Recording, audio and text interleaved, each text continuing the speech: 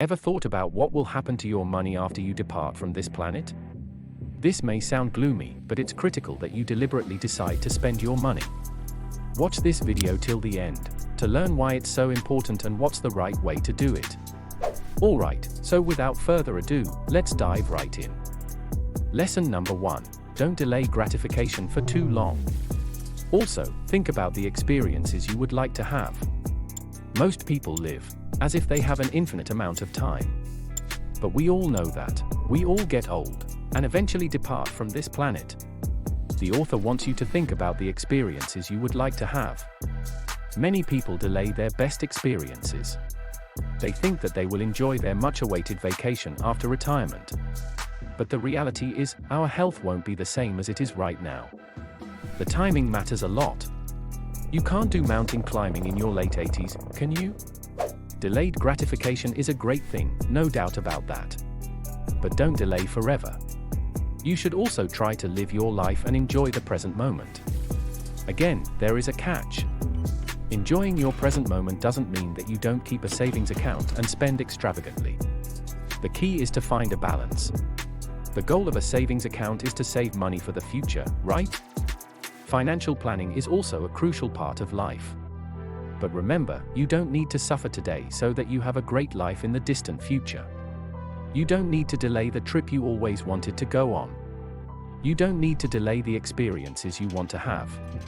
But again, you don't have to empty your savings account either. The author says that life is a sum of experiences. You have a limited amount of time. So before you spend your time on anything, always ask, is this worth my time? Will I regret this in the future? You can always grow your wealth, but you can't get back the time that you have already spent on useless activities. The author used to save every penny he could while he was working as a junior finance worker.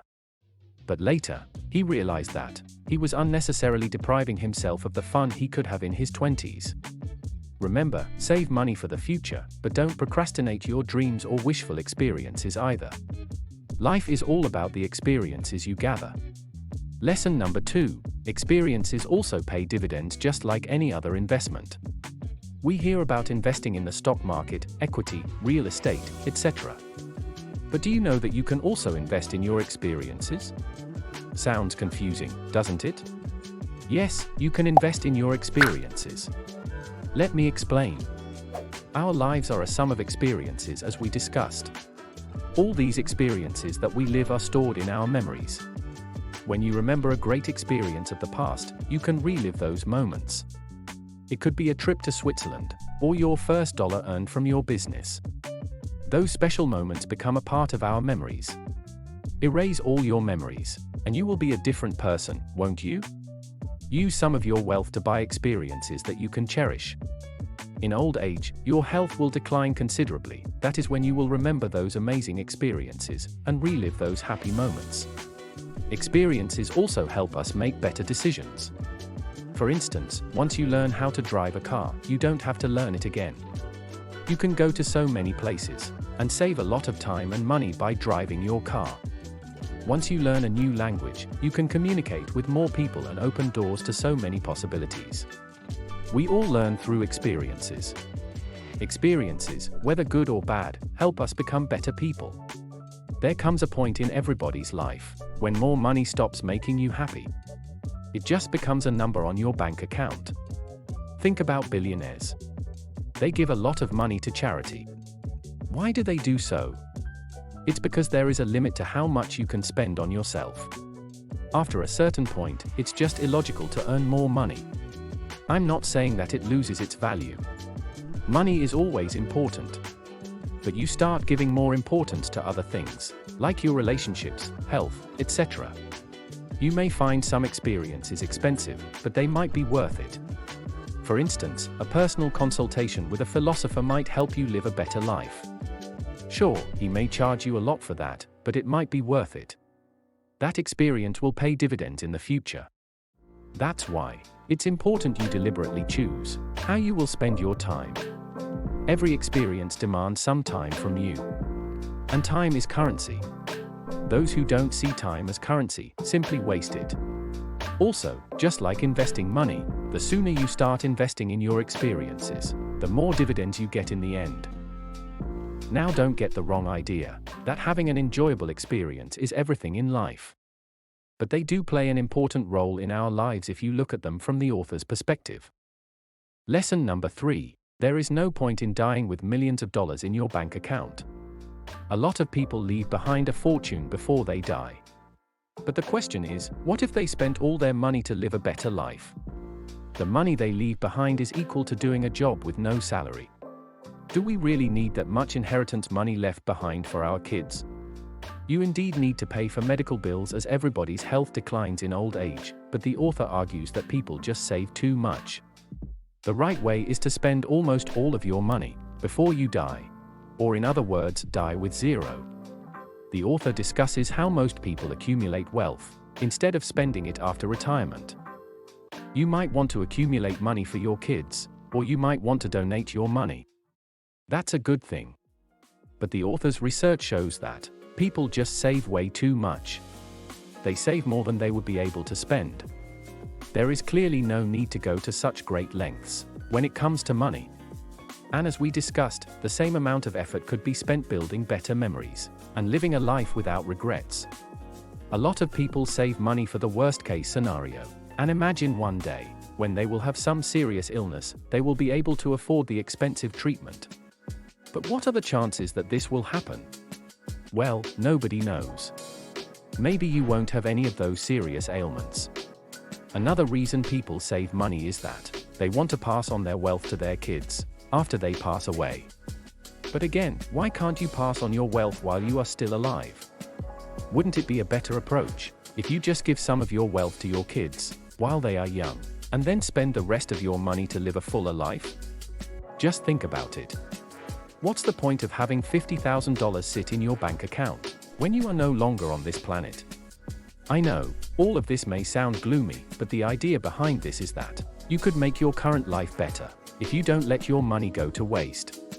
And use it right now, instead of putting it off for a future that you don't know anything about. This doesn't mean that you have to empty your bank balance in the next few years.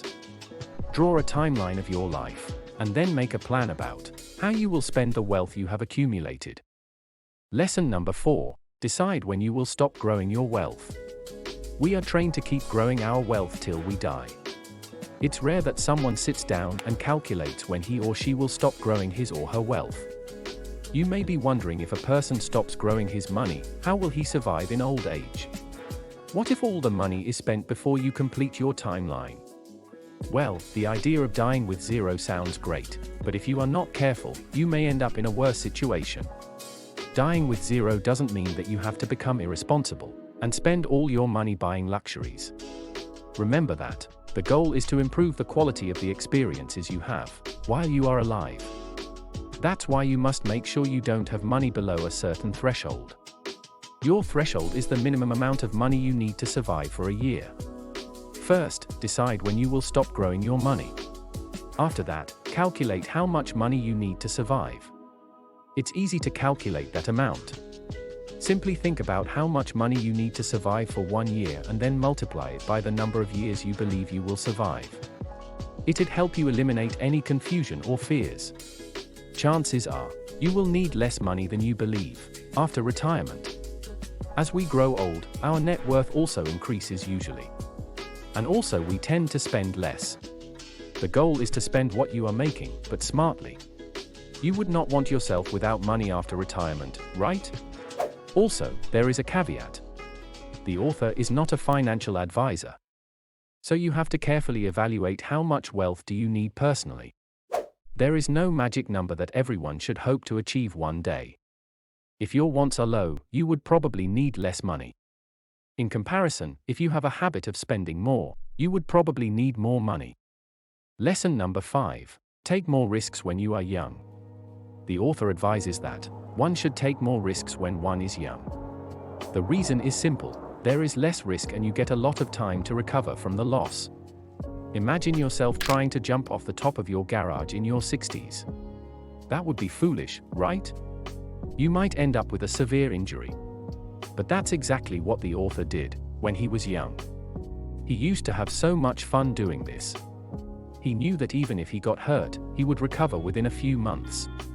The point here is, you can take more risks at a young age. As you grow older, the downsides of taking risks also increase. A lot of people make this mistake. Even during a young age, they give excuses and avoid all types of risks. Let's say you have a deep interest in fashion and you want to become a model. A lot of people enter the field of fashion, but they fail due to various reasons. It's highly competitive. It's a risky career. But at a young age, you can give it a shot. This is not possible at an old age. The modeling world is not so open for mature models above the age of 50. And even if you become successful at that age, you would get fewer opportunities compared to young models. The author says that boldness at a young age is about taking risks, while boldness at old age is about spending what you have earned wisely and not fall into trap of taking risks with big downsides. By the way, don't forget to visit whisperscout.com and join my weekly bookish email newsletter. I also recommend you purchase this book and read it thoroughly to gain better understanding. I've put the links in the description below. If you enjoyed this video, I have a full playlist on personal finance books. Thank you for watching.